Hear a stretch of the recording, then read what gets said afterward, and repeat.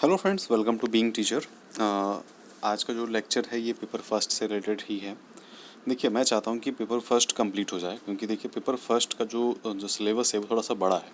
ठीक है, हम लोग लापरवाही नहीं करते हैं और एक एक करके, जैसे कि फर्स्ट, सेकेंड और फोर्थ, पहले इन तीन को कंप्लीट करते हैं। इन तीन को कंप्लीट करने में हमें मान के चलिए कि 24 से 25 तक का जो है मतलब टाइम लग जाएगा पूरा, लेकिन आपके तीन पेपर कंप्लीट हो जाएंगे। ठीक है, 25 तक आपके फर्स्ट, सेकंड और फोर्थ पेपर आपके कंप्लीट हो जाएंगे। फिर 26 और 27 इन 2 दिनों में, या बहुत हो तो 28, जैसा कि मैंने कहा है कि 28 तक कंप्लीट करा देंगे। तो 28 तक जो है आपका सिलेबस कंप्लीट हो जाएगा थर्ड पेपर का। ठीक है, अगर बहुत ही अगर खींचा तो 29, मतलब 29 तक आपका पूरा सिलेबस, चारों पेपर आपके कवर हो जाएंगे। ठीक है, तो इसलिए आप लोग बिल्कुल घबराइए मत। ठीक है, आप अपनी बुक्स पढ़ते रहिए, अगर आपके पास बुक्स हैं तो पढ़ते रहिए, मतलब लाइक लिटरेचर टाइप में पढ़ते रहिए।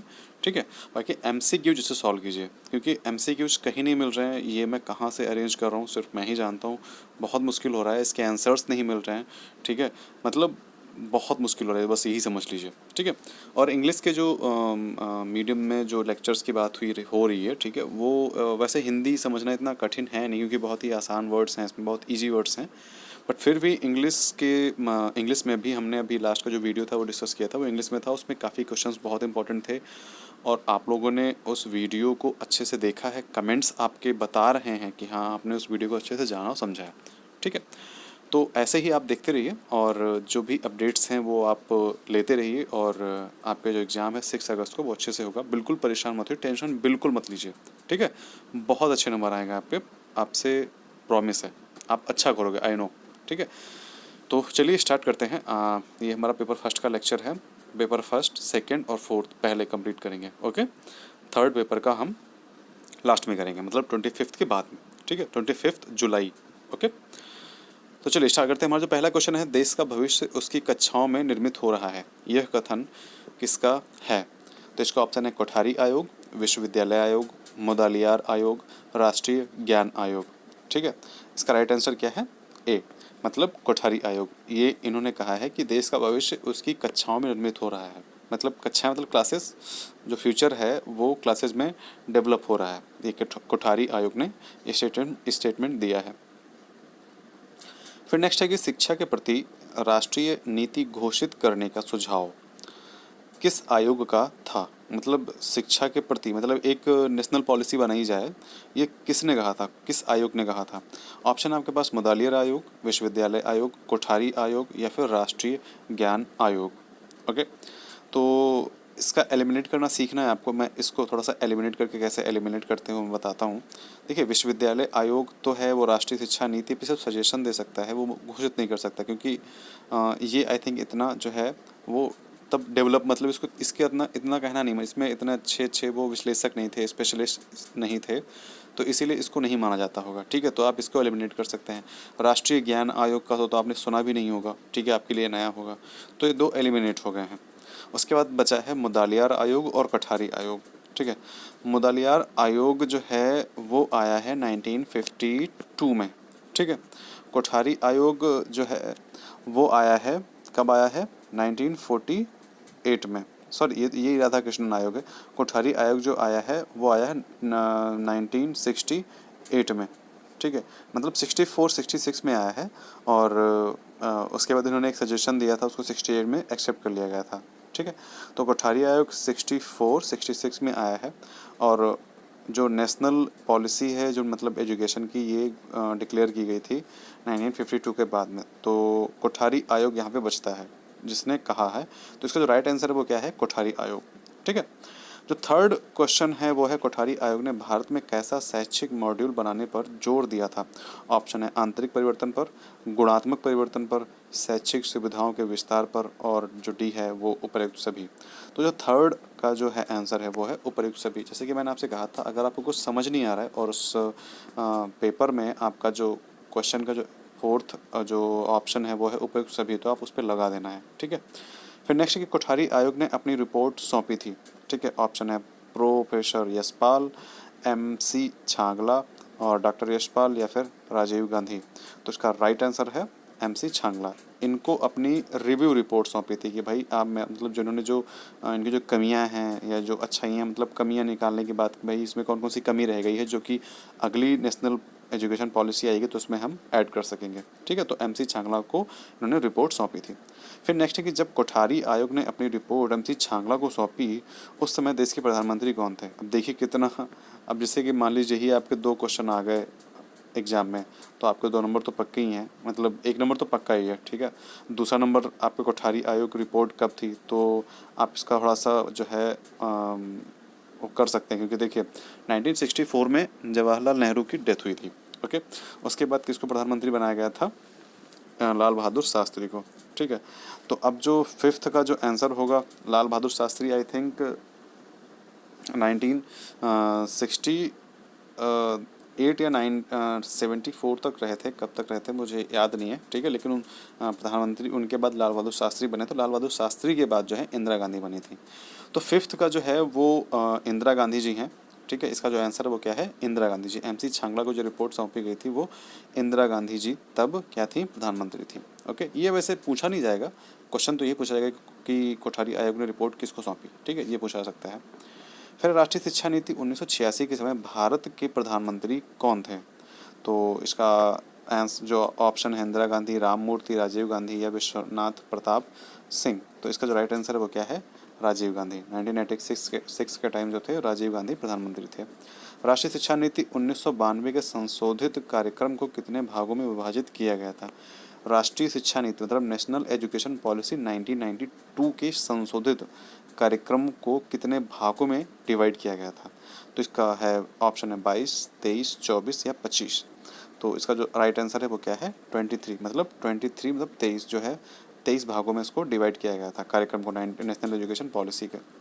फिर नेक्स्ट है कि यशपाल कमेटी के अध्यक्ष कौन थे? 8 नंबर क्वेश्चन है, यशपाल कमेटी के अध्यक्ष कौन थे? कपिल सिब्बल, प्रोफेसर यशपाल, RK नारायण या राम मूर्ति। तो इसका जो राइट आंसर है वो है प्रोफेसर यशपाल। ठीक है, देखिए क्वेश्चंस इजी हैं, इसका मतलब ये नहीं कि इससे पूछे नहीं जाएंगे, ये आप बिल्कुल मत सोचना। क्वेश्चन आपको एक एक पढ़ना है, एक अपनी आंखों के मतलब नज़रों से एक बार निकाल दो। ठीक है, मतलब देख लो एक बार इसको, हर क्वेश्चन को, ताकि जब क्वेश्चन आए एग्जाम में तो आपको ध्यान आए कि हाँ इसका आंसर क्या था। ठीक है, ऑब्जेक्टिव ऐसे ही होते हैं, ऐसे ही आपको याद भी रहेंगे। रटने बैठोगे रट नहीं पाओगे, इसलिए सभी MCQs को ज़्यादा से ज़्यादा सॉल्व करो, रिवीजन करो बार बार, तो उससे क्या होगा, आपकी जो कैप्चरिंग पावर होगी वो बढ़ेगी। ठीक है, फिर 9 नंबर जो क्वेश्चन है कि यशपाल समिति के कितने सदस्य थे? इसका जो ऑप्शन है 9, 8, 11 या 20। तो इसका राइट आंसर क्या है? 8 सदस्य थे, किसमें? यशपाल समिति में। फिर हमारा जो नेक्स्ट है कि राष्ट्रीय शिक्षा नीति 1986 की समीक्षा के लिए राममूर्ति समिति का गठन कब किया गया? राममूर्ति समिति मतलब कमेटी, ये बहुत इंपॉर्टेंट है, मतलब जो कमेटियों की बात आएगा ना तो उसको आप नोट ही कर लिया गई अपने कॉपी के ऊपर। ठीक है, तो जो 1986 की जो नेशनल एजुकेशन पॉलिसी थी उसकी समीक्षा के लिए राममूर्ति की समिति बनाई गई थी। सबसे पहली बात तो क्वेश्चन यही, एक आंसर क्वेश्चन और आंसर यहीं पे आ जा रहा है कि राष्ट्रीय शिक्षा नीति 1986 की समीक्षा के लिए किसकी समिति बनाई गई थी? तो राममूर्ति समिति बनाई गई थी। कौन सी समिति? राममूर्ति समिति। अब कब बनाई गई थी?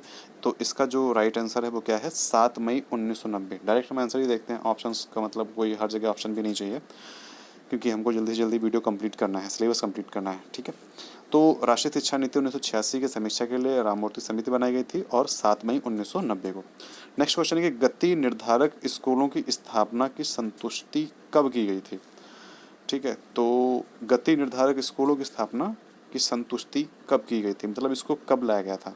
तो ऑप्शन है राष्ट्रीय शिक्षा नीति 1964, शिक्षा नीति 1968, संशोधित राष्ट्रीय शिक्षा नीति 1992 और राष्ट्रीय शिक्षा नीति 1986। तो इसका राइट आंसर क्या होगा? राष्ट्रीय शिक्षा नीति 1986 में ही गति निर्धारक स्कूलों की स्थापना की संतुष्टि की गई थी। ओके, फिर नेक्स्ट है कि राष्ट्रीय शिक्षा नीति 1986 ने सुझाव दिया था, किस पे सुझाव दिया था? कि भाई operation black board, Navodaya Vidyalaya पे या मुक्त विद्यालय पे, और फोर्थ ऑप्शन है उपर्युक्त सभी पर। आई थिंक आप लोग आंसर खुद समझ गए होंगे कि उपर्युक्त सभी पे इन्होंने शिक्षा दी थी। देखो ऑपरेशन ब्लैक बोर्ड भी 1986 में ही हुआ था। ठीक है, नवोदय विश्वविद्यालय में भी इसका सुझाव इसी पे मिला था 1986 में ही कि नवोदय विद्यालय होने चाहिए। मुक्त विश्वविद्यालय भी इसी के द्वारा सुझाव मिला हुआ था। यशपाल समिति का गठन कब किया गया था? ऑप्शन है 1990 में, 1991 में, 1992 में, 1993 में। तो यहाँ पे जो राइट आंसर है वो क्या है? 1992 में। ओके। फिर नेक्स्ट है कि कार्य योजना 1986 कितने भागों में विभाजित थी? मतलब 1986 को कितने भागों में जो वर्क प्लान था वो कितने भागों में डिवाइड किया गया था उसको? ऑप्शन है 24, 25, 28, 26। तो इसका जो 14 नंबर जो आंसर है वो उसका 24 हो जाएगा। ठीक है। नेक्स्ट है कि राष्ट्रीय शिक्षा नीति 1986 का दस्तावेज कुल कितने पार्ट्स में डिवाइड था? ओके। तो ऑप्शन है 6, मतलब 6, 12, 9 एंड 10। तो इसका राइट आंसर क्या है? 12 पार्ट्स में। मतलब जो 1986 का जो दस्तावेज था वो 12 पार्ट्स में डिवाइड था। उसके बाद है यशपाल समिति का प्रतिवेदन कब दिया गया था? मतलब यशपाल समिति का प्रतिवेदन कब दिया गया था? इसका ऑप्शन है 15 जुलाई 1995, 15 जुलाई 1993, 10 जुलाई 1992, 1 मार्च 1992। तो इसका जो राइट आंसर है वो है 15 जुलाई 1993। इतना इंपॉर्टेंट ये नहीं है, मतलब ये पूछ सकते हैं कि कब था, तो आप सन याद रखिए कि 1993 में यशपाल समिति का प्रतिवेदन दिया गया था। फिर नेक्स्ट, जनार्दन रेड्डी समिति का गठन कब हुआ था? आई नो दैट, मतलब तो इसका जो राइट आंसर वो क्या है? डायरेक्ट उसका आंसर ही देखते हैं, 1992। ठीक है, जनार्दन रेड्डी समिति 1992 में हुई थी। उसके बाद नेक्स्ट है कि राष्ट्रीय शिक्षा नीति 1986 में संशोधन कब किया गया था? मतलब एक संशोधन भी हुआ था, अभी हमने ऊपर पढ़ा है एक ऑप्शन, अगर आपको याद होगा तो, क्योंकि उसमें लिखा है संशोधित राष्ट्रीय शिक्षा नीति 1992। सॉरी, मैंने आंसर बोल दिया। तो 18 नंबर का जो आंसर है वो होगा राष्ट्रीय शिक्षा नीति 1992। मतलब 1992 में इसका संशोधन हुआ था, तब उसी को कहा गया था संशोधित राष्ट्रीय शिक्षा नीति 1992, ये उसका पूरा नाम था। ओके। अब देखिए नीचे भी दिया है, संशोधित राष्ट्रीय शिक्षा नीति 1992 में प्राथमिक शिक्षा को कब तक सर्वसुलभ बनाने की घोषणा की गई थी? मतलब यही है कि जो हमारी प्राइमरी एजुकेशन है वो बहुत आसान हो जाए, सभी तक पहुंच जाए, सभी तक पहुंचे। तो ये सुविधा कब की गई थी, किस सन तक मतलब कंप्लीट हो जाएगा ये पूरा मिशन? तो ये है सन 2000 तक। ठीक है, मतलब इन्होंने कहा था 2000 तक जो है सभी तक शिक्षा पहुंच जाएगी, 8 सालों में। इन्होंने ऐसा मतलब इस शिक्षा में बोला गया था। फिर नेक्स्ट है कि राष्ट्रीय ज्ञान आयोग, बहुत अच्छा क्वेश्चन है ये। राष्ट्रीय ज्ञान आयोग मतलब नेशनल नॉलेज कमीशन, NCNKC का गठन कब किया गया था? ऑप्शन है 2006, 2005। अब इसमें देखिए कि 10 जून 2006, 13 जुलाई 2005, 13 जून 2005 एंड 13 जून 2005। इसमें सी और डी जो ऑप्शन है वो सेम सेम है। ठीक है, फिलहाल इसका जो राइट आंसर है वो सी ही है, मतलब सी कह सकते हो और डी कह सकते हो। तो इसका राइट आंसर क्या है? सी, मतलब 2005 में हुआ था। ठीक है, 13 जून 2005 में। फिर राष्ट्रीय ज्ञान आयोग का गठन किसकी अध्यक्षता में हुआ था? तो यहाँ पे जो आंसर है वो है श्री सैम पित्रोदा के अध्यक्षता में राष्ट्रीय ज्ञान आयोग का गठन हुआ था, नेशनल नॉलेज कमीशन। ठीक है, अंडर सैम पित्रोदा इन 2005, 13 जून। कौन प्रधानमंत्री थे उस टाइम? तो उस टाइम प्रधानमंत्री थे डॉक्टर मनमोहन सिंह। ठीक है, नेक्स्ट जो हमारा क्वेश्चन आएगा वो होगा, राष्ट्रीय ज्ञान आयोग के गठन में कितने सदस्य थे? राष्ट्रीय ज्ञान आयोग के गठन में कितने सदस्य थे? 9, 10, 8 या 7? तो इसका जो राइट आंसर है वो क्या है? 9 मेंबर्स थे राष्ट्रीय मतलब नेशनल नॉलेज कमीशन, राष्ट्रीय ज्ञान आयोग। राष्ट्रीय ज्ञान आयोग क्या था? ठीक है, इसके ये क्या था? तो इसका जो राइट आंसर है वो है एक उच्च स्तरीय सलाहकार संस्था थी। ठीक है, एक उच्च स्तरीय सलाहकार संस्था थी, ऐसे याद कर लीजिए क्योंकि राष्ट्रीय ज्ञान आयोग से संबंधित सारे क्वेश्चन आ रहे हैं। तो 9 सदस्यीय थी। तब जो प्रधानमंत्री थे वो क्या थे? मनमोहन सिंह थे। ये एक उच्च स्तरीय सलाहकार संस्था थी। और क्वेश्चन क्या था कि इसके जो इसकी स्थापना कब हुई थी? 2005 में। इसका जो अध्यक्ष था, मतलब जो चीफ, जिसकी मतलब जो वो थे प्रेसिडेंट, अध्यक्ष जो थे वो थे श्री सैम पित्रोदा। ठीक है, उसके बाद नेक्स्ट है कि आयोग ने अपनी रिपोर्ट कब प्रस्तुत की? मतलब यही कि राष्ट्रीय ज्ञान आयोग ने अपनी रिपोर्ट जो है वो कब प्रस्तुत की? तो इसका जो राइट आंसर है वो है 2005 में ही उन्होंने अपनी रिपोर्ट प्रस्तुत कर दी थी। ठीक है, उसके बाद है कि राष्ट्रीय ज्ञान आयोग का प्रतिवेदन कितने भागों में विभाजित था? तो इसका जो प्रतिवेदन 5, 6, 7 या 8? तो इसका जो राइट आंसर है वो है 5 भागों में डिवाइड था।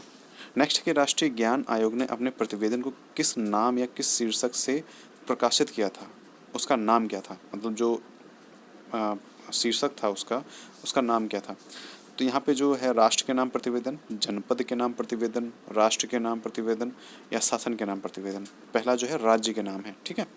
तो इसका जो राइट आंसर है वो है राष्ट्र के नाम प्रतिवेदन, क्योंकि जब ये नेशनल की बात मतलब एक राष्ट्रीय ज्ञान आयोग, तो यहाँ पे राष्ट्र के नाम का ही प्रतिवेदन होगा, ना कि जनरल, जनपद या फिर शासन का।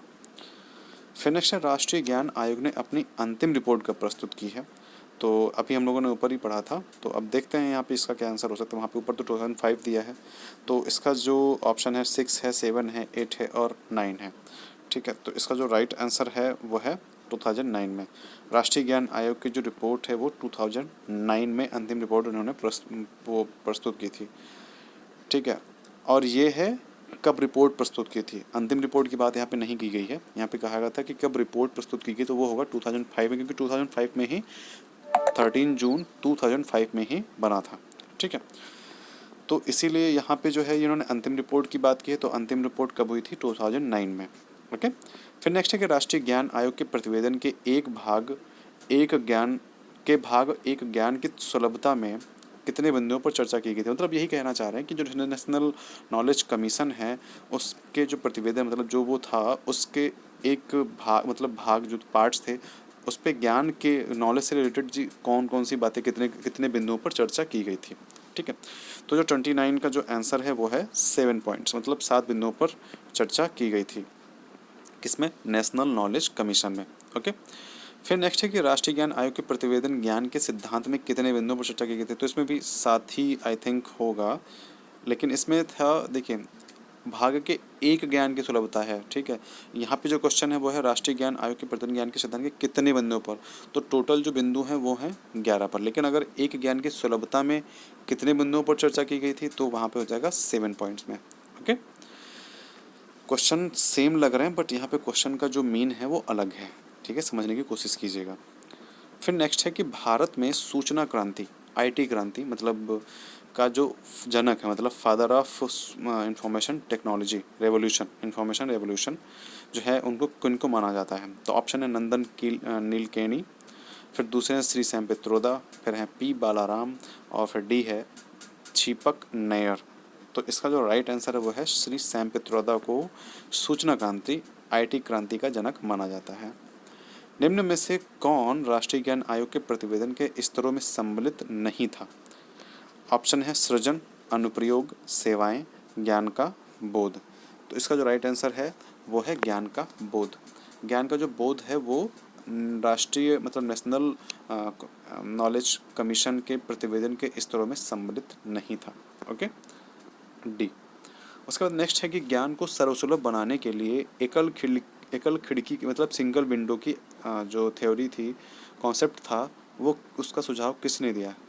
राष्ट्रीय शिक्षा नीति 1968, राष्ट्रीय शिक्षा नीति 1986, राष्ट्रीय ज्ञान आयोग 2005 या राष्ट्रीय शिक्षा नीति 2020, ठीक है। तो इसका जो राइट आंसर है वो है राष्ट्रीय शिक्षा आयोग 2005। मतलब ज्ञान को सर्वसुलभ बनाने के लिए सिंगल विंडो क्लियरेंस मतलब सिंगल विंडो बेसिक कॉन्सेप्ट जो है इसका कॉन्सेप्ट वो राष्ट्रीय ज्ञान आयोग जो है उन 2005 में उन्होंने दी थी। राष्ट्रीय ज्ञान आयोग आप समझ रहे हैं ना, जो मतलब प्रधानमंत्री मनमोहन के अंडर में बनी थी, ठीक है। उसके बाद जो नेक्स्ट हमारा जो क्वेश्चन है 34 कि स्कूलों की गुणवत्ता पर नज़र रखने के लिए राष्ट्रीय मूल्यांकन निकाय की स्थापना का सुझाव किसने दिया था। राष्ट्रीय स्कूलों की गुणवत्ता मतलब जो स्कूल्स की क्वालिटीज़ हैं, मतलब कि अच्छी पढ़ाई हो रही है नहीं हो रही है, तो उसके लिए राष्ट्रीय मूल्यांकन निकाय मतलब नेशनल क्या बोलते हैं एवेल्युएशन, क्या इसको इंग्लिश में बोलते हैं, मतलब वही निकाय जो भी कमेटी कह सकते हो, तो की स्थापना का सुझाव किसने दिया था। तो इसके जो ऑप्शन है वो है NCERT ने, NCTE ने या फिर UGC ने या फिर राष्ट्रीय ज्ञान आयोग ने। तो इसका जो राइट आंसर है वो क्या है, राष्ट्रीय ज्ञान आयोग ने कहा था राष्ट्रीय मूल्यांकन निकाय डेवलप किया जाए, ओके। उसके बाद जो नेक्स्ट क्वेश्चन है कि किसने व्यावसायिक शिक्षा के स्थान पर कौशल विकास शब्द के प्रयोग करने की सलाह दी। इसका जो ऑप्शन है राष्ट्रीय शिक्षा नीति 1968 में, राष्ट्रीय शिक्षा नीति 1986 में, फिर है राष्ट्रीय ज्ञान आयोग ने या फिर राष्ट्रीय शिक्षा आयोग ने। मतलब व्यावसायिक शिक्षा के स्थान पर इन्होंने क्या कहा है कि कौशल विकास शब्द का प्रयोग करो, व्यावसायिक शिक्षा का प्रयोग मत करो, स्किल डेवलपमेंट की बात करो। ठीक है, तो इसका जो राइट आंसर है वो है राष्ट्रीय ज्ञान आयोग। ठीक है, उसके बाद जो नेक्स्ट है कि सोसाइटी व ट्रस्टों द्वारा विश्वविद्यालय की स्थापना का सुझाव किसने दिया था। देखिए इसका आंसर आप लोग हमें बताइए, ठीक है, क्योंकि एक क्वेश्चन का आंसर आप लोगों पे मैं छोड़ देता हूँ जिससे मुझे पता चलता रहे कि आप लोग वीडियोज पूरे देख रहे हैं कि नहीं देख रहे हैं। पूरे देखने का मतलब सिर्फ इतना ही है कि आप सारे के सारे एमसीक्यू सॉल्व कर रहे हैं या नहीं कर रहे हैं, क्योंकि मुझे फिर बाद में अगर आप जब एग्ज़ाम हो जाए उसके बाद आप हमें आए कहें कि सर मेरा हुआ नहीं, मैंने आपके वीडियोज़ देखे, तो प्लीज़ आप, मैं ये सुनना नहीं चाहता हूँ। ठीक है, तो थोड़ा सा आप अभी मेहनत कर लीजिए, जैसे कि आप बाद में आराम से बैठ करके अपनी लाइफ को एंजॉय करें, टेट दें, उसके बाद सुपर टेट क्वालिफाई करें। ठीक है, आप एक अच्छे टीचर बने, मैं ये चाहता हूँ। तो इसीलिए आपको ये क्वेश्चन का आंसर आप ढूंढ करके गूगल पे हमको नीचे दीजिए। ठीक है, फिर 37 नंबर है कि किसने टीचर्स पोर्टल की परिकल्पना की थी। ऑप्शन है राष्ट्रीय ज्ञान आयोग ने, अजीज प्रेमजी फाउंडेशन ने, ए और बी दोनों ने, इनमें से कोई नहीं। तो इसका जो राइट आंसर है वो क्या है, ए और बी दोनों ने। ठीक है, एक सेकेंड। उसके बाद जो नेक्स्ट है कि निम्न में से किसने उच्च शिक्षा में आंतरिक मूल्यांकन में केवल 25% अंक देने की सिफारिश की थी। मतलब उन्होंने क्या कहा था, जो हायर एजुकेशन है, जो उच्च शिक्षा के आंतरिक मतलब इंटरनल एवोल्यूशन है, जो जांच होगी उसमें 25% मार्क्स देने की सिफारिश की थी। ऑप्शन है मुदालियार आयोग, राष्ट्रीय ज्ञान आयोग, राष्ट्रीय शिक्षा नीति 1968, राष्ट्रीय शिक्षा नीति 1986।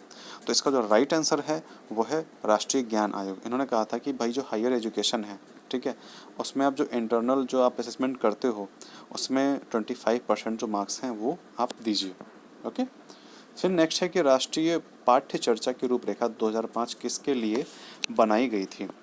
तो इसका जो राइट आंसर है वो है ऑप्शन है उसके कक्षा 1 से 12, कक्षा 1 से 5 और क्लास 6 to 8 या फिर क्लास 8 to 12। तो इसका जो राइट आंसर है वो है क्लास 1 to 12। मतलब राष्ट्रीय पाठ्य चर्चा की रूपरेखा जो 2005 है वो क्लास 1 to 12 के लिए बनाई गई थी। नेक्स्ट क्वेश्चन है कि राष्ट्रीय पाठ्य चर्चा मतलब राष्ट्रीय मतलब नेशनल कैरिकुलम सन 2005 की संरचना एवं क्रियान्वयन संबंधी प्रमुख समस्याएं हैं। ठीक है, नेशनल जो राष्ट्रीय पाठ्य चर्या है, ठीक है, मतलब डेली रूटीन कह सकते हो, नेशनल रूटीन जो मतलब बच्चों के लिए एक जो बनाया गया था, तो उसकी बात कर रहे हैं यहाँ पे। जो राष्ट्रीय पाठ्य चर्या है सन 2005 की संरचना एवं क्रियान्वयन संबंधी प्रमुख समस्याएं। तो इसका ऑप्शन है शिक्षक संबंधी समस्याएं, भाषाओं की समस्या, समाज की आकांक्षा या फिर उपर्युक्त सभी। ठीक है, तो यहाँ पे जो राइट आंसर है वो क्या है, डी, मतलब उपर्युक्त सभी। ओके, नेक्स्ट है कि राष्ट्रीय पाठ्यचर्या में माध्यमिक स्तर पर विषय क्या थे। मातृभाषा या क्षेत्रीय भाषा, गणित, ए व बी दोनों या कोई नहीं। तो इसका आंसर है दोनों, मातृभाषा एवं क्षेत्रीय भाषा। ठीक है, फिर नेक्स्ट है कि पाठ्यचर्या 2005 में प्राथमिक स्तर पर कितने विषय पढ़ाए जाने चाहिए। तो 4, 5, 7 या 6। तो इसका जो राइट आंसर है वो क्या है, 7। इसका राइट आंसर जो है वो 7 है। ठीक है, फिर नेक्स्ट है कि राष्ट्रीय पाठ्यचर्या में पाठ्यचर्या के किन बिंदुओं पर विशेष ध्यान केंद्रित किया गया है। व्यवस्थागत सुधार, परीक्षा प्रणाली, ए व बी दोनों या फिर कोई नहीं। तो इसका जो राइट आंसर वो क्या है, सी है, मतलब व्यवस्थागत सुधार और परीक्षा प्रणाली। फिर नेक्स्ट है राष्ट्रीय पाठ्यचर्या रूपरेखा की आवश्यकता किन कारणों से हुई। 21st सेंचुरी की जो डिमांड में, या संवैधानिक बाध्यता मतलब कॉन्स्टिट्यूशन जो बाध्यता थी उसके लिए, या फिर भारतीय समाज में डाइवर्सिटी आ गई थी, विविधता आ गई थी, या फिर ये सारे रीजंस थे। तो इसका जो राइट आंसर वो क्या है, सभी। मतलब इसके जो सभी सब मतलब जो सभी नहीं है, इसका 21st है, हाँ सॉरी 21st जो है 21st सेंचुरी की जो मतलब एक तरीके से डिमांड हुई थी कि इसकी जो रूपरेखा है मतलब आप उसको चेंज करो, और जो रूपरेखाएं 21st सेंचुरी को मैच करती हैं आप उसमें इनको चीज़ों को ऐड करो। ठीक है, फिर नेक्स्ट है कि ऑपरेशन ब्लैक बोर्ड का सुझाव दिया गया था। कब दिया गया था ऑपरेशन ब्लैक बोर्ड का सुझाव, हमने अभी स्टार्टिंग में ही इस क्वेश्चन को सॉल्व किया है, भूलना नहीं है। ठीक है, तो है राष्ट्रीय शिक्षा नीति 1966, राष्ट्रीय शिक्षा नीति 1964, राष्ट्रीय शिक्षा नीति 1986 या फिर संशोधित राष्ट्रीय शिक्षा नीति 1992। तो इसका राइट आंसर आप लोग बताइए क्या हो सकता है। राष्ट्रीय शिक्षा नीति 1986 में दिया गया था black board, operation black board का सुझाव। फिर नेक्स्ट है कि नवोदय विद्यालय खोलने की बात की शिक्षा की नीति में कही गई थी, हम लोगों ने ऊपर भी पढ़ा था, राष्ट्रीय शिक्षा नीति 1986। राममूर्ति समिति 1990 क्यों गठित की गई थी? तो इसका जो राइट ऑप्शन हैं विश्वविद्यालय शिक्षा में सुधार के लिए, मतलब यूनिवर्सिटीज़ वगैरह में सुधार के लिए, या फिर माध्यमिक शिक्षा के व्यवसायीकरण है कि मतलब वही स्किल डेवलपमेंट वगैरह करने के लिए, या फिर बालकों के पाठ्यक्रम का बोझ कम करने के लिए, या फिर राष्ट्रीय शिक्षा नीति 1986 की समीक्षा हेतु। जैसे कि हम लोगों ने भी पढ़ा था ऊपर कि जो राष्ट्रीय शिक्षा नीति 1986 थी, उसका जो मतलब जो रिव्यू किया था वो किसने किया था? राममूर्ति समिति ने। ठीक है, तो इसीलिए इसको 1990 में गठित की गई थी। 1986 में राष्ट्रीय शिक्षा नीति लाई गई थी, तो उसको गठित की गई थी। फिर जो करेक्शन करने थे वो नई 1992 में जो है उसका करेक्शन किया गया था, तो इसीलिए उसको हम क्या कहते हैं? संशोधित राष्ट्रीय शिक्षा नीति 1992। फिर नेक्स्ट है कि नेशनल करिकुलम ऑफ फ्रेमवर्क 2005, जो कि हम लोग पढ़ रहे थे, उसी का फुल फॉर्म है राष्ट्रीय पाठ्यचर्या। ठीक है, नेशनल करिकुलम ऑफ फ्रेमवर्क 2005 के अंतर्गत पुनरीक्षण गुणवत्ता विजन के संदर्भ शामिल हैं। ये हमारा सारा सिलेबस का है, एक भी क्वेश्चन आउट ऑफ सिलेबस नहीं है। ठीक है, आप बिल्कुल भी दिमाग मत लगाना कि ये आउट ऑफ सिलेबस है, ये है नहीं है, आपने पढ़ा नहीं है। ओके, तो नेशनल करिकुलम ऑफ फ्रेमवर्क 2005 के अंतर्गत पुनरीक्षण गुणवत्ता विजन के संदर्भ शामिल हैं। इसका जो राइट आंसर है वो है बच्चों के प्रति दृष्टिकोण, ऑप्शन है बच्चों के प्रति दृष्टिकोण, शिक्षक की भूमिका एवं शिक्षक के प्रति दृष्टिकोण, सी है शिक्षण विद्या के प्रति दृष्टिकोण, या फिर उपयुक्त सभी। देखिए, शिक्षण विद्या मतलब पढ़ाने का तरीका, शिक्षक की भूमिका मतलब टीचर की जो उसमें भूमिका क्या है, मतलब क्या हेल्प करता है। ठीक है, उसके बाद है बच्चों के प्रति दृष्टिकोण, मतलब बच्चों के प्रति नज़रिया क्या है, एक मतलब जो गुणवत्ता है एक शिक्षक की। ठीक है, तो इसका जो राइट आंसर है वो आई थिंक डी होगा, बट एक बार मैं थोड़ा सा श्योर हो जाता हूँ। हाँ, इसका जो राइट आंसर है वो क्या है? डी। थोड़ा सा ये क्वेश्चन कंफ्यूज हो गया था मैं इसीलिए, क्योंकि देखिए बच्चों के प्रति दृष्टिकोण अगर आपका अच्छा रहेगा, ठीक है, तभी आप उसको एक नई एक्टिविटीज़ में उसको आप समझा पाएंगे, क्योंकि देखिए बच्चों को समझाना बहुत टफ रहता है। उसके बाद है सिखाना भी टफ रहता है, वही समझाना सिखाना। उसके बाद है शिक्षक की भूमिका एवं शिक्षण के प्रति दृष्टिकोण। देखिए, शिक्षक की भूमिका इसमें बहुत इंपॉर्टेंट रहती है। जब आप नेशनल कैरिकुलम फ्रेमवर्क की बात करते हो, मतलब क्या है, इसके अंदर आपको मतलब क्वालिटी एजुकेशन की बात की जाती है, आपको एजुकेशन जो है वो क्वालिटी एजुकेशन की बात की जाती है। उसके बाद क्या है? शिक्षण विद्या के प्रति दृष्टिकोण, मतलब आपका तरीका पढ़ाने का क्या है, आप कैसे पढ़ाई करने के तरीक़ों को देखते हैं, इजी में या हार्ड में। ठीक है, आपको गुस्सा कितनी जल्दी, मतलब तरीके भी जो हैं शिक्षण विद्या के प्रति दृष्टिकोण, तो ये सारे तरीके जो हैं इसमें आ जाते हैं। ठीक है, नेक्स्ट क्वेश्चन है राष्ट्रीय पाठ्यचर्या की रूपरेखा, मतलब national curriculum of framework NCF 2005 के अनुसार मार्गदर्शक सिद्धांत में निहित है।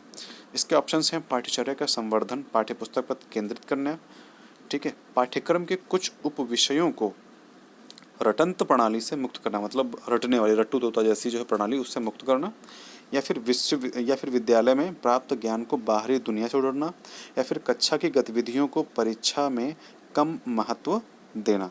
ठीक है, तो इसका जो राइट आंसर है वो क्या बन जा रहा है? सी। इसका राइट आंसर सी है, विद्यालय में प्राप्त ज्ञान को बाहरी दुनिया से जोड़ना।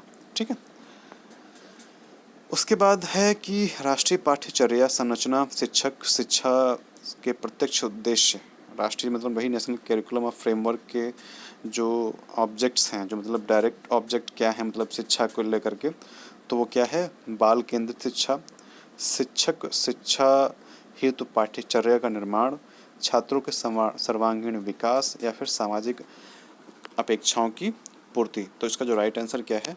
शिक्षक शिक्षा हेतु पाठ्यचर्या का निर्माण। मतलब देखिए सिंपल सी बात, जब नेशनल कैरिकुलम फ्रेमवर्क है तो इसमें क्या होगा, एक कैरिकुलम बनाया जाएगा बच्चों के लिए और शिक्षक के लिए, ताकि वो जो है बच्चों को अच्छे से पढ़ा सकें। ओके, फिर उसके बाद राष्ट्रीय पाठ्यचर्या की रूपरेखा, मतलब एनसीएफ 2005 के निर्माण हेतु गठित राष्ट्रीय संचालन समिति के अध्यक्ष कौन थे? तो इसका राइट आंसर क्या है? प्रो यशपाल। ठीक है, प्रो यशपाल जो हैं इसके अध्यक्ष थे, इसके एनसीएफ 2005 के। ओके, याद रखना, इंपॉर्टेंट क्वेश्चन है ये। फिर राष्ट्रीय पाठ्यचर्या की रूपरेखा 2005 कितने अध्याय में, कितने पार्ट्स में डिवाइड था? ठीक है, ऑप्शन है 4, 6 और 5 और 7। तो इसका जो राइट आंसर वो क्या है? सी, मतलब 5। ओके, राष्ट्रीय पाठ्यचर्या की रूपरेखा 2005 के प्रथम अध्याय का शीर्षक क्या था, पूछा सकता है, बिल्कुल इंपॉर्टेंट है, बिल्कुल। ठीक है, तो इसका जो राइट आंसर क्या है वो है ए, मतलब परिप्रेक्ष्य। ओके, उसके बाद नेक्स्ट है कि कितने अंतराल के उपरांत पाठ्यचर्या के पुनर्विकास एवं समीक्षा का प्रावधान है। मतलब जो ये NCF national curriculum of framework है, इसको आप कितने समय बाद में आप इसकी पुनर्विकास है, इसको समीक्षा, मतलब इसकी समीक्षा कर सकते हो। तो उसका राइट आंसर क्या है, 8 आफ्टर 8 ईयर, मतलब 8 वर्ष के बाद में। ओके, हमारे 54 क्वेश्चंस हो गए हैं और आई थिंक हमको 2 मिनट का ब्रेक लेना चाहिए। ओके, हम अभी जस्ट वापस आते हैं। तो चलिए, हमारा जो नेक्स्ट क्वेश्चन है वो 55 है। सर्वप्रथम भारत में कॉमन स्कूल प्रणाली CSS की बात किस आयोग में कही गई थी।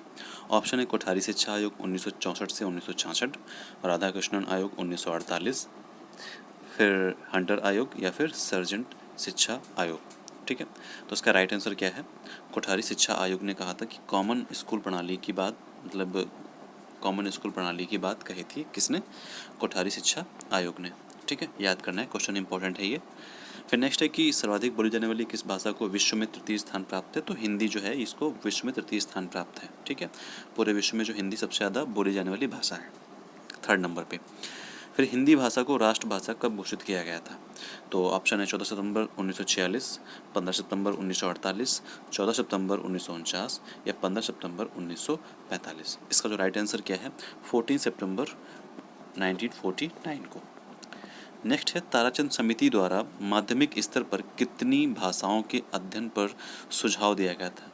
मतलब ताराचंद कमेटी ने कितनी माध्यमिक स्तर, मतलब जो है कितनी भाषाओं का अध्ययन करने का सुझाव दिया था। ठीक है, तो ऑप्शन है 1, 2, 3 या 4। तो इसका राइट आंसर क्या है, 2 भाषा। ताराचंद समिति ने कितनी भाषाओं पर अध्ययन करने की बात कही थी, तो 2 भाषाओं पे। ठीक है, फिर उसी के नीचे है कि राधा कृष्णन आयोग ने छात्रों को कितनी भाषाओं का ज्ञान का सुझाव दिया था। वेरी इंपॉर्टेंट क्वेश्चन है ये, क्वेश्चन आया है ये काफ़ी बार, तो इसीलिए प्लीज़ मतलब इसको क्वेश्चन ये, मतलब हम लोगों ने काफ़ी बार इसको किया है, काफ़ी बार ये आया है, जैसे कि हम लोगों ने जब पिछले वीडियो किए थे उसमें भी। तो राधा कृष्णन आयोग, क्योंकि ये जो एक त्रिभाषा फॉर्मूला था, मतलब 3 कॉमन लैंग्वेज थी, क्या बोलते, 3 लैंग्वेज जो फार्मूला था, हाँ 3 लैंग्वेज फार्मूला, ये उससे भी कनेक्टेड है। तो इसीलिए राधा कृष्णन आयोग थोड़ा सा इंपॉर्टेंट हो जाता है। और वैसे कोई भी आयोग आ रहा है, आप उसको मैं हर बार कहता हूँ कि आप प्लीज़ उसको नोट डाउन कर लेना है। ठीक है, तो राधा कृष्णन आयोग ने छात्रों को कितनी भाषाओं के ज्ञान का सुझाव दिया है। तो इसका जो राइट आंसर क्या है, वो 3 भाषा। इसकी एक स्टोरी है कि राधा कृष्णन आयोग ने सन 1948 और 49 में क्या किया कि इन्होंने सुझाव दिया कि भाई 3 भाषाएं, जैसे कि 3 भाषा का जो स्टोरी क्या है वो ये है, एक तो हिंदी, ठीक है, दूसरी इंग्लिश, और जो 3rd लैंग्वेज वो है उस स्टेट की या उस जगह की लोकल लैंग्वेज। वैसे स्टेट की ही बात करेंगे यहाँ पे, उस स्टेट की लोकल लैंग्वेज। ठीक है, अगर तमिल का तो तमिल, अगर तमिलनाडु तो तमिल का होगा। ठीक है, उसके बाद फिर क्या हुआ, मतलब इन्होंने सिर्फ स्टार्ट किया था, यहाँ पे इनका अप्रूवमेंट नहीं हुआ था। उसके बाद ये हुआ कि फिर 1952 में, मतलब जो हमारे श्री लक्ष्मण स्वामी मुदलियार जो लोग जो थे, जो कि मद्रास विश्वविद्यालय के वो कुलपति थे। ठीक है, उन्होंने फिर इस पे बात करी, लेकिन उन्होंने क्या किया, सिर्फ 2 भाषा, मतलब 2 ऑफ लैंग्वेज फार्मूला पे उन्होंने ये बात कही कि आप इंग्लिश को उन्होंने स्किप कर दिया कि इंग्लिश नहीं रखते हैं, आप इंग्लिश या कोई अन्य भाषा, एक हिंदी रख लेते हैं और वहाँ की जो लोकल लैंग्वेज होगी वो रख लेंगे। ठीक है, तो इनकी बात उतना नहीं सुनी गई। उसके बाद में फिर से एक रिफॉर्म हुआ, जो भी कह लीजिए। उसके बाद में फिर कोठारी आयोग की सिफारिशें आईं। ठीक है, जो हमारा 1968 का जो राष्ट्रीय शिक्षा नीति है, तो उसमें कोठारी आयोग ने सिफारिशें दी। ठीक है, तो इसको 1968 में जो शिक्षा नीति आई थी उसको उसमें एक्सेप्ट कर लिया गया। ठीक, लेकिन इसको ज़मीनी, मतलब इसको, मतलब इसका इम्प्लीमेंटेशन नहीं हो पाया। ठीक है, क्योंकि इसका राज्यों ने विरोध किया, मतलब जैसे तमिलनाडु जो दक्षिण के राज्य थे वो, वहाँ पे काफ़ी ज़्यादा विरोध हुआ इसका। ठीक है, उसके बाद फिर राष्ट्रीय शिक्षा नीति 2020 में अब जो आई है, 2020 की जो राष्ट्रीय शिक्षा नीति है उसमें क्या किया गया है, जो मतलब आज के जो शिक्षा नीति की जो किस शिक्षा नीति की बात की गई है, तो 2020 में शिक्षा नीति में 2 मतलब चीज़ों को लेकर के बात कही गई है कि मल्टी लैंग्वेज में मतलब बहुउद्देशीयता और राष्ट्रीय सद्भावना, मतलब जो नेशनल हार्मनी है, इनको बढ़ावा मिले, आप ऐसी एजुकेशन को मतलब प्रमोट कर रहे हैं आज के 2020 के या 21 के समय में। ठीक है, 2020 के जो नेशनल एजुकेशन पॉलिसी है वो इसमें क्या है, मल्टी लैंग्वेज में और राष्ट्रीय सद्भावना, मतलब राष्ट्रीय सद्भावना, नेशनल हार्मनी की बात कही गई है। ओके, फिर नेक्स्ट क्वेश्चन हमारा कौन सा था कि विश्व में किस भाषा को प्रथम स्थान प्राप्त है। ठीक है, विश्व में किस भाषा को प्रथम स्थान प्राप्त है, तो इंग्लिश जी है भाई, इसको फर्स्ट है, और सेकंड जो है वो मंदारिन है। ठीक है, और थर्ड जो है हमारी हिंदी लैंग्वेज है। मंदारिन किसकी भाषा है, वो चाइनीज़ की है। अभी तक तो थी जितनी कि मेरे नॉलेज में, अब अगर चेंज हो गई हो तो वैसे कि मंदारिन ही, क्योंकि बहुत ज़्यादा जनसंख्या है चाइना में और बहुत ज़्यादा ही लोग मंदारिन बोलते हैं। तो पहला इंग्लिश है, दूसरा मंदारिन है, तीसरा क्या है, हिंदी है। फिर नेक्स्ट है कि किस वर्ष में केंद्रीय शिक्षा सलाहकार बोर्ड ने त्रिभाषा सूत्र का प्रतिपादन किया था। बहुत अच्छा क्वेश्चन है ये। ठीक है, तो यहाँ पे इसका जो राइट आंसर है वो 1956 में यहाँ पे मतलब मुझे बताया गया, मैंने जो आंसर सर्च किया है वो यहाँ पे प्रतिपादन किया गया था। लेकिन जैसा कि मैं आपसे कह रहा हूँ कि 1950, हमने आपको पूरी हिस्ट्री बता दी है कि जो रियल क्रिएशन था उसका कब हुआ था और कहाँ पे क्या हुआ था।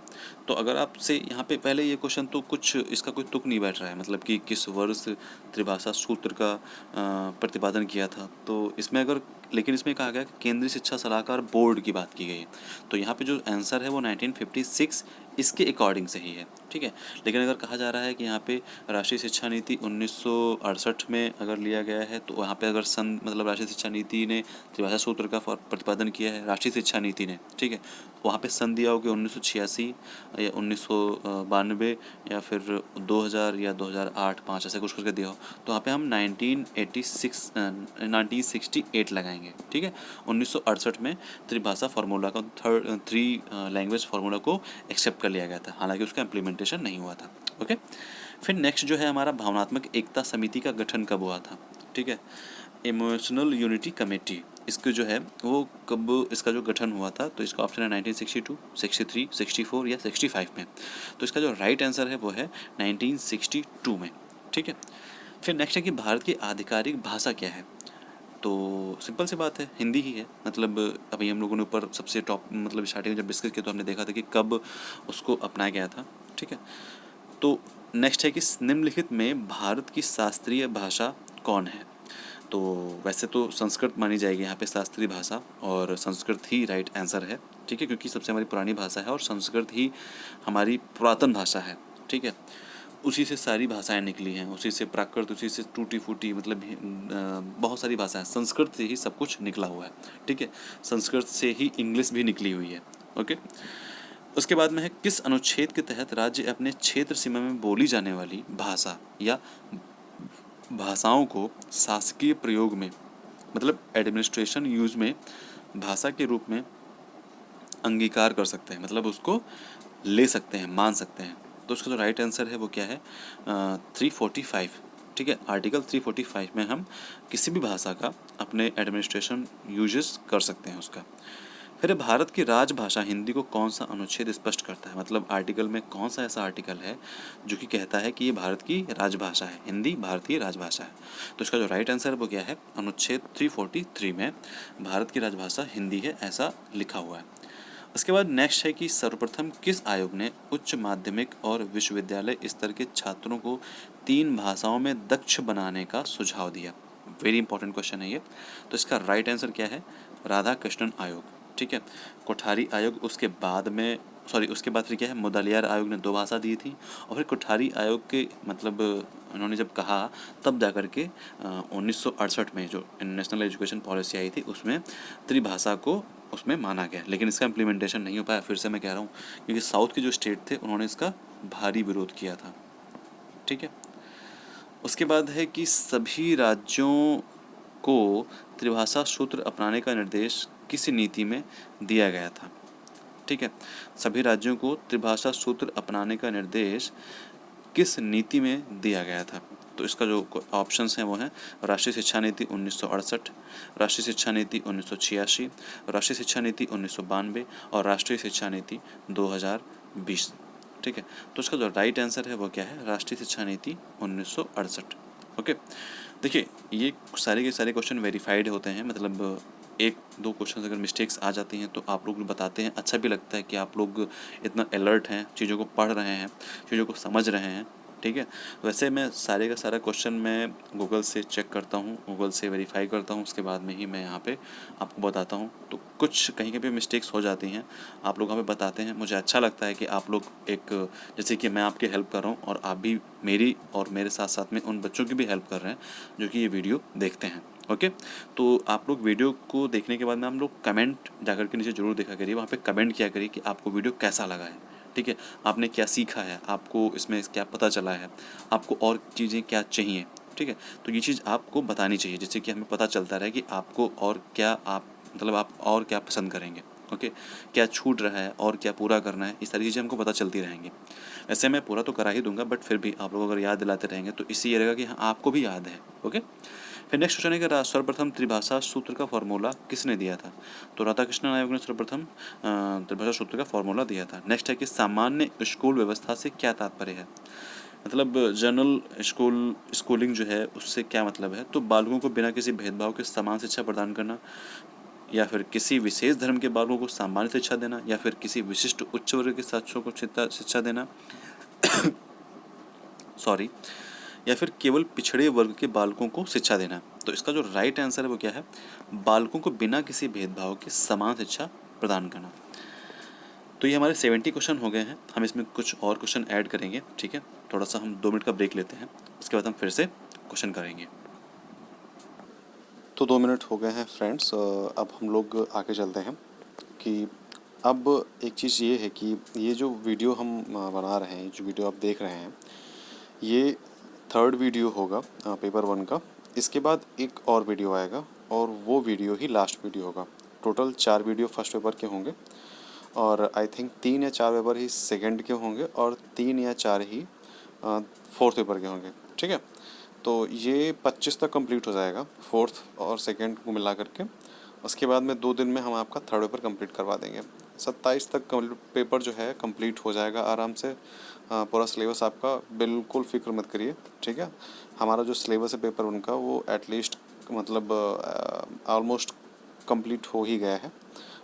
लास्ट यूनिट बची है और कुछ सेकंड लास्ट की आधी यूनिट बची हुई है, तो उसमें से हम कुछ क्वेश्चंस उसमें से उठा के उसी में ऐड अप कर देंगे लास्ट यूनिट में। तो तुम्हारा जो है, आप लोगों का मतलब जो पूरा फर्स्ट पेपर है वो हो जाएगा। ठीक है, कुछ क्वेश्चंस जो वगैरह जो बच्चे होंगे बीच में वो भी मैं उठा के लास्ट में ही ऐड कर दूंगा, तो आप परेशान मत हो। वैसे बहुत सारे क्वेश्चंस हो गए हैं, मैं नहीं चाहता हूँ कि कोई भी क्वेश्चंस छूटे, तो इसीलिए क्वेश्चंस बीच बीच में रिपीट हो जाते हैं, याद नहीं रहता कि हाँ क्वेश्चंस डिस्कस कर चुके हैं। तो इसीलिए आप लोग अच्छे से पढ़िए, क्वेश्चंस जो इंपॉर्टेंट हैं उनको नोट डाउन करते रहिए। मैं बार बार बोल इस रहा हूँ ताकि आपको याद रहे। ठीक है, और आप अच्छे से पढ़ें। ठीक है, मेरा बस यही मोटिव है आपके लिए।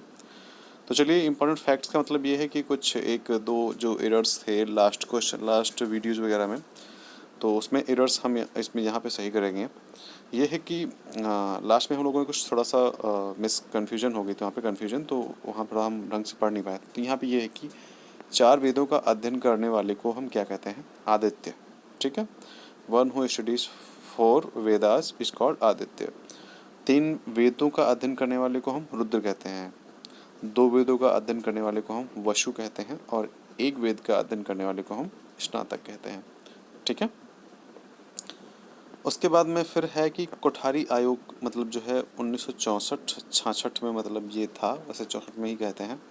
और इसका जो गठन था मतलब जो ये 14 जुलाई 1964 को डॉक्टर DS कोठारी, ठीक है, की अध्यक्षता में हुआ था। 17 सदस्य थे इनके, और जिन्होंने राष्ट्रीय शिक्षा आयोग नेशनल 1964 के नाम से जाना जाता है।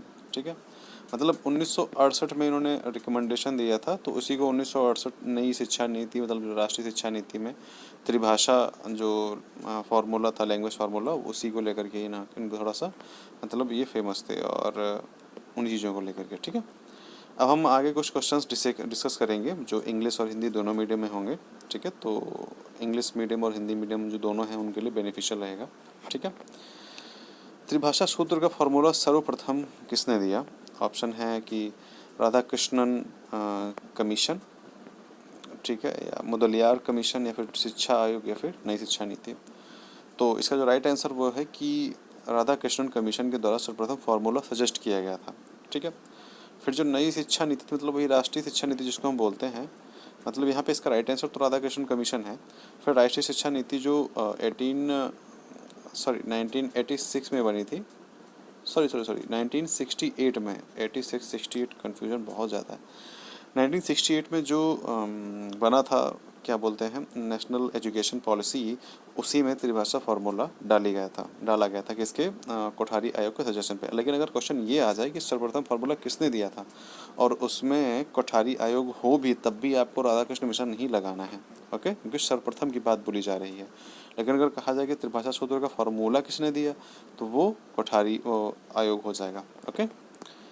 फिर नेक्स्ट है कि इसी का मतलब आंसर है, सॉरी यही आंसर है, नेशनल एजुकेशन पॉलिसी, ठीक है, इसमें दिया गया था, ठीक है। देखिए हम थोड़ा सा, मेरा जो आंसर थोड़ा सा मैंने गलत कर दिया है। यहाँ पे ये हुआ है कि सर्वप्रथम फार्मूला दिया था राधा कृष्णन मिशन ने। हम लोगों ने भी कुछ जो एमसीक्यूज थे उसको समझा था, उसमें 1948 से 1949 के बीच में सर्वप्रथम फार्मूला दिया था। लेकिन उस इसका जो इम्प्लीमेंटेशन था वो कोठारी आयोग के माध्यम से नई शिक्षा नीति जो हुई थी, क्या बोलते हैं, वही 1968 वाली, उसमें इम्प्लीमेंट हुआ था। लेकिन वो मतलब विरोध हुआ था, काफ़ी चीज़ें हो नहीं पाती, हम लोग डिस्कस कर चुके हैं ऑलरेडी ऊपर। तो यहाँ पे दिया गया है कि नई शिक्षा नीति फार्मूला जो है, ये आप पॉज करके पढ़ लेना, ठीक है, तो आपको समझ में आ जाएगा, ओके।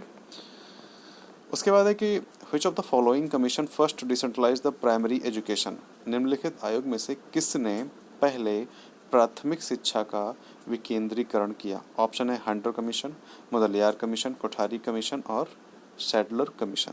तो इसका जो राइट आंसर है वो है हंटर कमीशन। हंटर कमीशन ने क्या किया है, प्राथमिक शिक्षा का विकेंद्रीकरण, मतलब प्राइमरी एजुकेशन का जो है डिसेंट्रलाइज्ड किया है, किसने, हंटर कमीशन ने। नेक्स्ट क्वेश्चन जो है, who was the first chairman of university grant commission, विश्वविद्यालय अनुदान आयोग का पहला अध्यक्ष कौन था, ठीक है। तो इसका जो पहला अध्यक्ष था, इसके जो पहले अध्यक्ष थे वो थे डॉक्टर मनमोहन सिंह, ठीक है। मनमोहन सिंह, सॉरी इसके मनमोहन सिंह नहीं थे, इसके ऑप्शंस हैं doctor Manmohan Singh, doctor professor S Pal Singh, और प्रोफेसर एस एस भटनागर, या फिर professor D S Kothari ji. तो अभी अगर आपने कोठारी आयोग पढ़ा है, जैसे कि हमने सब बताया भी था कि कोठारी आयोग मतलब क्या था, तो इसका जो राइट आंसर वो क्या है, प्रोफेसर डी एस क्या बोलते हैं, professor S S Bhatnagar, okay. But I think D S Kothari हैं, यहाँ पे थोड़ा सा मैं कंफ्यूज हो गया हूँ। इसका मैं आंसर नीचे पिन कर दूंगा, ठीक है, इस वीडियो में। आई थिंक यहाँ पे डी एस कोठारी होने चाहिए थे।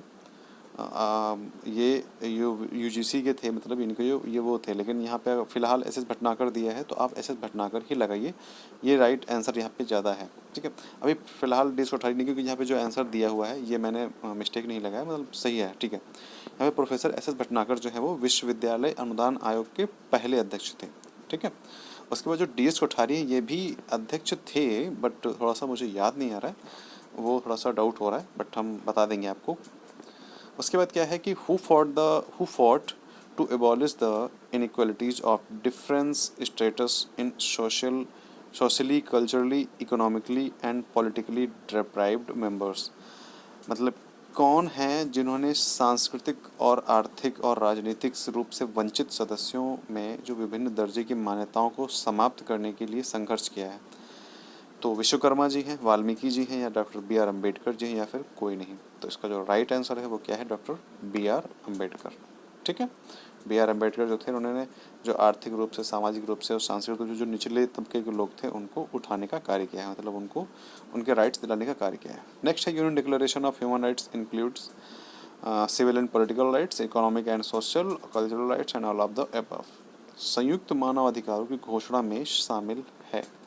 तो इसका राइट आंसर जो होगा आई थिंक वो उपर्युक्त सभी, मतलब सारा, ऑल ऑफ द एबव, ठीक है। मतलब इसमें नागरिक, पॉलिटिकल, सोशल और कल्चरल सारे के सारे राइट्स होते हैं। सिर्फ जीवन जीने का अधिकार नहीं होता है कि मतलब ह्यूमन राइट्स है, आप मर गए तो उसका मतलब आपका लाइफ छीन लेगा तो आपका ह्यूमन राइट्स छीन लेगा, तो ऐसा नहीं है। मतलब आपके cultural rights, social rights, economical rights अगर भी छीने जाते हैं तो आपका ह्यूमन राइट वायलेशन होता है, माना जाता है। ठीक है।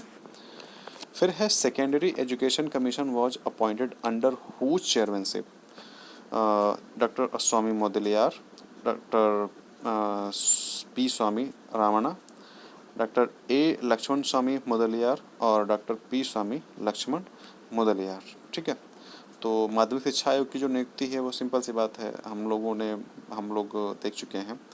तो इसका जो राइट आंसर वो है डॉक्टर ए लक्ष्मण स्वामी मुदलियार। ठीक है। देखिए यहाँ पे थोड़ा सा कन्फ्यूजन हो जाएगी, यही क्वेश्चन आता है।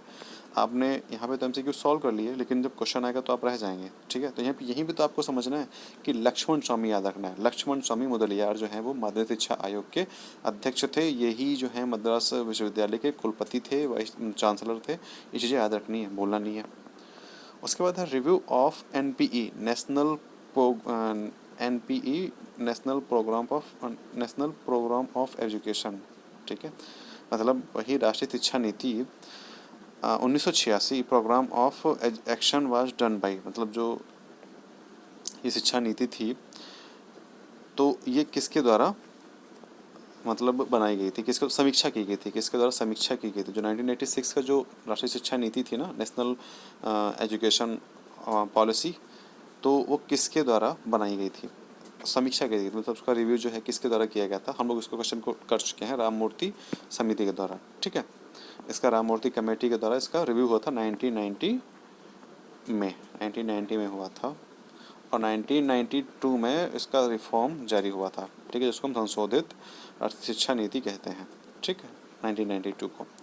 उसके बाद establishment of DIET was the result of one of the recommendation of, option है Indian education commission, university education commission, secondary education commission, national policy on education. DIET की स्थापना की सिफारिश में से एक का परिणाम था, तो है वही मतलब इंडियन एजुकेशन कमीशन भारतीय शिक्षा आयोग 1882, यूनिवर्सिटी एजुकेशन कमीशन विश्वविद्यालय शिक्षा आयोग 1948-49, सेकेंडरी एजुकेशन कमीशन माध्यमिक शिक्षा आयोग 1952-53, नेशनल पॉलिसी ऑफ एजुकेशन राष्ट्रीय शिक्षा नीति जो है वो 1986 वाली।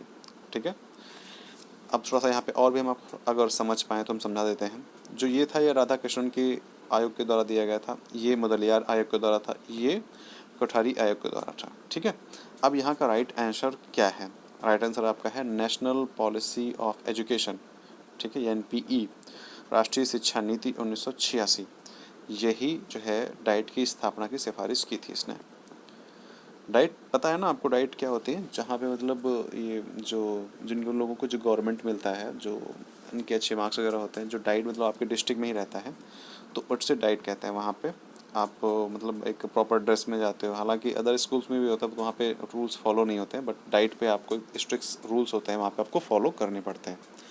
The policy recommended by the Kothari commission is 3 language formula, 2 language formula, Hindi, mother tongue and all.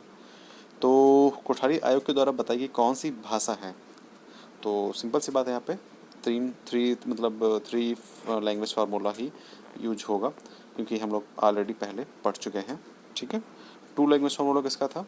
Comment करके नीचे बताना है आपको, कमेंट करके बताइए कि 2 लैंग्वेज फार्मूला किसका था। फिर नेक्स्ट है कि the issue of academic burden on students were examined by, option है आदिल सिया कमेटी, यशपाल कमेटी, ईश्वर भाई पटेल कमेटी, माथुर कमेटी। छात्रों पर अकादमिक बोझ के मुद्दे की जांच की गई, तो इसका राइट आंसर जो है वो है आपका यशपाल कमेटी के द्वारा। मतलब जो ये बोझा होता है, मतलब एक्स्ट्रा जो मतलब एक तरीके से लोड होता है, बुक्स का बर्डन एक तरीके से होता है, उस पर जो जांच की गई थी वो यशपाल कमेटी के द्वारा की गई थी। नेक्स्ट है कि अहिंसा, यहाँ पे थोड़ा सा ये गलत लिखा है, ahimsa and truth is Gandhi ji opinion is two coin. Gandhi ji की राय में अहिंसा और सत्य हैं, तो इसका आंसर है एक सिक्के के 2 पहलू। ओके। भारतीय शिक्षा आयोग का निर्माण किया गया था, Indian education commission was built in, कब निर्माण किया गया था? 64, 66, 68, 72, 81, 84, 86 एंड 88। तो इसका राइट आंसर है आपका 1964, 66 में। ओके, भारतीय शिक्षा आयोग का निर्माण 1964, 66 में किया गया था। Who was the chairman of Indian Education Commission (IEC)? Professor Yashpal, professor D S. Kothari, mister J P. Naik, none of the above. भारतीय शिक्षा नीति का अध्यक्ष कौन था? तो इसका जो राइट आंसर है वो क्या है? Professor D S. कोठारी। क्यों? क्योंकि 1964 में बना था, ठीक है, और इसी टाइम डी.एस. कोठारी ने ही जो एक कोठारी आयोग बनाया था वो भारतीय शिक्षा नीति पे ही बनाया था। तो इसी के लिए, शिक्षा नीति के लिए ही ये कमेटी बैठी थी, कोठारी आयोग, ठीक है। तो उसी के अध्यक्ष थे कौन? Professor D S. कोठारी। उसके बाद है aims of Kothari education commission. Kothari शिक्षा आयोग का उद्देश्य क्या था? इंक्रीजेस प्रोडक्टिविटी, उत्पादकता बढ़ाएं, cultivate social, moral and spiritual value, सामाजिक, नैतिक और आध्यात्मिक मूल्यों को लेकर के, सोशल एंड नेशनल इंटीग्रेशन, सामाजिक और राष्ट्रीय एकता को हासिल करें, and all of the above. तो यहाँ पे सिंपल सी बात है, ऑल ऑफ द एबव ही होगा, क्योंकि जैसा कि मैंने आपको बताया है। अगर आपको समझ नहीं आ रहा है और क्वेश्चन में ऑल ऑफ द एबव है ऑप्शन में, तो आप वहाँ पे ऑल ऑफ द एबव लगा सकते हैं। According to Article 21, free and compulsory education to all children of age. According article 21A के अनुसार एक आयु वर्ग के, मतलब एक विशेष आयु वर्ग के बच्चों के लिए मुफ्त और अनिवार्य शिक्षा दी गई है। यहाँ पे थोड़ा सा हम आपको पॉलिटी को ऐड करके इसमें आपको बताएंगे, जिससे कि आपका एक और क्वेश्चन सही हो जाने की संभावना बन जाएगी, ठीक है। मतलब आपके क्वेश्चन एक और सही हो सकता है अगर वो क्वेश्चन आ गया तो। देखिए, जो आर्टिकल 21 है ये क्या है? ये फंडामेंटल राइट्स है आपका। मतलब यहाँ पे अगर आर्टिकल 21, आर्टिकल जो फंडामेंटल राइट हैं आपके, जो आपके मूल अधिकार हैं, जिसको आप लेकर के सुप्रीम कोर्ट तक के जा सकते हो। अगर आपको कोई जीने से, मतलब आपको अगर कोई आपको पानी पीने से मना कर रहा है, ये सब चीज़ें मतलब बहुत ही माइनर हैं। आप जब पढ़ोगे पॉलिटी तो उसमें आपको समझ में आएगा। यहाँ पे हम आपको सिर्फ एक क्लू समझा रहे हैं कि जो आपका 20 ये फंडामेंटल राइट्स हैं, ठीक है। ये फंडामेंटल आपका राइट है कि आप 6 से 14 वर्ष तक के मुफ्त फ्री में, आपको एक पैसा भी नहीं देना पड़ेगा। जो प्राइमरी एजुकेशन है आपकी, जो वो है, वो आपके 6 से 14 वर्ष तक के आपकी जो एजुकेशन है वो आपको फ्री में होगा, और वो मैंडेटरी होगा। वो आपको मतलब वो स्टेट जो है वो आपको करवाएगा ही, ठीक है। अगर नहीं करवाया तो आप स्टेट के खिलाफ जाकर के सुप्रीम कोर्ट में रिट दायर कर सकते हैं। रिट वगैरह क्या होती हैं ये आप पॉलिटी उठा लीजिए, पॉलिटी में पढ़ लेंगे, नहीं तो हम इसको अगली बार डिस्कस करेंगे, ठीक है। लेकिन यही चीज़ आपको आर्टिकल 45 में दी रहती है, ठीक है। तो आपको अगर ऑप्शन दे दिया जाए कि आर्टिकल 45 भी हो ऑप्शन में, आर्टिकल 21 हो, तो आप आर्टिकल 45 लगाएंगे, ठीक है। अगर, क्योंकि आर्टिकल 21 इसलिए लगाएंगे क्योंकि ये एक आत्मा है, ठीक है। मतलब ये स्पिरिट है किसकी? इसकी। ये यहाँ से निकल के यहाँ पे आया है, ठीक है। देखिए, जब क्या नाम, जब कॉन्स्टिट्यूशन जब बना था, तो कॉन्स्टिट्यूशन बनने के टाइम पे क्या हुआ था, जो फादर ऑफ फाउंडिंग मतलब थे इन उसके, तो उन्होंने क्या कहा था कि 10 साल के, मतलब विद इन 10 ईयर्स में लिखा हुआ है कि विद इन 10 ईयर जो है आप एक मतलब वेलफेयर, आप एक ऐसी स्कीम शुरू करोगे जो मतलब जिससे कि आप लोगों के मतलब एजुकेशन वगैरह पे ज़्यादा थोड़ा सा वो बढ़े, एजुकेशन बढ़े थोड़ा सा, जिससे कि मतलब अब वो लोग आगे बढ़ें, समझदार हों और चीज़ें धीरे धीरे ग्रो करें। तो 1950 में आई थिंक बना था, और 1960 में मतलब जो है वो 1962 में मतलब उसके बनाने की बात कही गई थी, अंडर 10 ईयर की। तो 45 जो है उसको क्या किया था इन लोगों ने, आर्टिकल 21 में कन्वर्ट कर दिया था, फंडामेंटल राइट्स बना दिया था कि फ्री एजुकेशन और मैंडेटरी शिक्षा, मतलब आपको एकदम फ्री एंड मतलब अनिवार्य, मुफ्त और अनिवार्य शिक्षा आपको मिलेगी ही, ठीक है। ये स्टेट कराएगा जिस स्टेट में आप रहते हैं। अगर नहीं करा रहा है तो आप रिट दायर कर सकते हैं सुप्रीम कोर्ट में और हाई कोर्ट में भी, ओके। तो इसका राइट आंसर क्या है? 6 to 14 ईयर, आर्टिकल 21 के अकॉर्डिंग, ठीक है। फंडामेंटल राइट्स कितने से कितने तक हैं? आर्टिकल 12 से आर्टिकल 35 तक, ओके। उसके बाद which article state to provide early childhood care and education for all children under the age of 6 year. Under the age of 6 year मतलब 6 वर्ष से कम आयु के बच्चों को, ठीक है। अब यहीं पे देखिए कि आ गया है, यहाँ पे आपका आर्टिकल 45 आंसर रहेगा। क्यों? क्योंकि यहाँ पे 6 से कम आयु के बच्चों के लिए बात कही गई है, जो कि आर्टिकल 45 में है, ठीक है, ये राज्य कर भी सकता है और नहीं भी कर सकता, क्योंकि ये फंडामेंटल राइट नहीं है ना। लेकिन आर्टिकल 21A का जो हमने लास्ट क्वेश्चन ऐड किया था वो उसको करना ही होगा, अगर नहीं करेगा तो उसके खिलाफ मतलब आप केस दायर कर सकते हैं। ओके, तो उसका जो राइट आंसर है वो क्या है, आर्टिकल 45। ये आप पढ़ लीजिएगा, ठीक है। नेक्स्ट है कि relates to facilities for instruction in mother tongue at primary stage. प्राथमिक स्तर पर मातृभाषा में शिक्षा के लिए सुविधा से संबंधित है, ठीक है। Article 350A, article 30, article 250B या आर्टिकल 22। मतलब relates to facilities for instruction in mother tongue at primary से, प्राथमिक स्तर पर जो एकदम बेसिक लेवल है पर मातृभाषा में शिक्षा के लिए सुविधा से संबंधित है। तो आर्टिकल जो इसमें दिए हैं वो आर्टिकल, इसका राइट आंसर क्या है, आर्टिकल 350A, ठीक है। मतलब कि आप मातृभाषा में अपनी शिक्षा ग्रहण कर सकते हैं, किस अनुच्छेद के अंदर, आर्टिकल 350A। उसके बाद है, देखिए आर्टिकल हम इसलिए डिस्कस कर रहे हैं क्योंकि ये आर्टिकल भी आपसे पूछे जा सकते हैं, ठीक है। हालांकि जो कॉन्स्टिट्यूशन का जो पार्ट है वो सेकंड में है, उसको हम सेकंड में अच्छे से डिस्कस करेंगे, लेकिन कुछ जो कॉन्स्टिट्यूशन के जो पॉइंट हैं वो आपको फर्स्ट पेपर में भी मिल जाते हैं, ठीक है। तो इसीलिए हम जो कॉन्स्टिट्यूशन के जो मेन चीज़ें हैं वो हम सेकंड पेपर में डिस्कस करेंगे। तब तक के लिए हमें फर्स्ट पेपर के जो इसमें इंपॉर्टेंट क्वेश्चंस आ सकते हैं वो हम डिस्कस कर रहे हैं। ओके, तो है prohibition of discrimination on ground and religion, race, caste और place of birth is in article. तो इसका जो राइट मतलब है धर्म, जाति, नस्ल, स्थान के आधार पर भेदभाव का जो निषेध है वो किस में है, आर्टिकल 15 में, ठीक है। आर्टिकल 15 में क्या है, धर्म, जाति, वंश, लिंग के आधार पर आपके साथ कोई भेदभाव नहीं कर सकता है। फिर नेक्स्ट है कि which article states the protection of minorities. तो माइनॉरिटीज़ का प्रोटेक्शन किस में दिया गया, आर्टिकल 29 में, ठीक है। 29, 30 दोनों में क्या है, प्रोटेक्शन है किसका, आर्टिकल माइनॉरिटीज़ का, मतलब अल्पसंख्यकों का, ठीक है। फिर who said education of boy is education of one person but education of girl is the education of the entire family. किसने कहा है कि लड़की की शिक्षा एक व्यक्ति की लड़के की शिक्षा, यहाँ पे लड़के क्या होगा, यहाँ पे लड़के की शिक्षा एक व्यक्ति की शिक्षा होती है और एक लड़की की शिक्षा पूरे परिवार की शिक्षा होती है। ऑप्शन है श्रीमती लाजू, जवाहरलाल नेहरू, ओम प्रकाश वाल्मीकि, महात्मा गांधी। तो यहाँ पे राइट आंसर आपका होगा जवाहरलाल नेहरू, ठीक है। इन्होंने कहा है कि एक लड़के की शिक्षा, यहाँ पे लड़के का होगा, लड़के की शिक्षा जो है एक व्यक्ति की शिक्षा होती है, लेकिन अगर आप लड़की को शिक्षित करते हैं तो वो पूरे परिवार की शिक्षा होती है। Secondary education commission was appointed under who chairmanship. तो ये हम लोगों ने अभी ऊपर क्वेश्चन किया है, तो इसका जो राइट आंसर है वो क्या है, डॉक्टर लक्ष्मण स्वामी मुदलियार। ओके, उसके बाद हमारा जो नेक्स्ट क्वेश्चन, आई थिंक हाँ हमारे क्वेश्चंस खत्म हो गए। तो अब ये हमारा जो है वीडियो, ये सेकंड लास्ट है। इसके बाद लास्ट वीडियो एक होगा, उसमें सारे क्वेश्चन हम जो भी रह गए होंगे वो सारे के सारे उसमें हम ऐड कर लेंगे और वो वीडियो हमारा लास्ट होगा। उसके बाद हमारा पेपर फर्स्ट कंप्लीट हो जाएगा, ठीक है। और हम लोग फिर सेकंड पेपर और फोर्थ पेपर को कंप्लीट करने में जुट जाएंगे, ठीक है।